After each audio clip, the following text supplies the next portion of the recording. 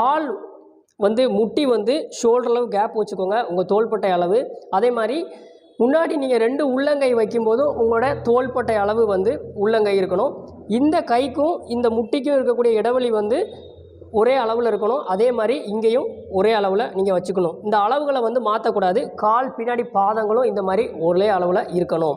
So பாதங்களை வந்து பார்த்திங்கன்னா சிலவங்களுக்கு இந்த மாதிரி வைக்க முடியாது, எனக்கு இப்படி ஃப்ளாட்டாக போட முடியல கஷ்டமாக இருக்குமாங்க, அவங்க வந்து இப்படி வேணால் வச்சுக்கலாம். ஓகே, ஸோ வச்சுட்டு இப்போ என்ன பண்ணால் முதுகெலும்புக்கும் கழுத்துக்கும் மட்டும்தான் நீங்கள் வேலை கொடுக்கணும். இந்த கையெல்லாம் இந்த மாதிரி மடக்கக்கூடாது. இந்த மாதிரி வச்சுட்டு என்ன பண்ணோன்னா, ஸோ ஃபஸ்ட்டு மேலே பார்க்கணும். மேலே பார்க்கும்போது இந்த முதுகெலும்பை வந்து நீங்கள் உள்ளே வளைக்கணும். திரும்ப இந்த மாதிரி குனிஞ்சு உள்ளே பார்க்கும்போது முதுகெலும்பை வெளியில் வளைக்கணும் மேலே பார்க்க. ஸோ அதே மாதிரி திரும்ப மேலே பார்க்கணும், முதுகு உள்ளே வளைக்கணும், கீழே குனிஞ்சு உள்ளே பார்க்கும்போது முதுகெலும்பை வெளியில் வளைக்கணும். ஸோ இதை நீங்கள் நிப்பாட்டாமல்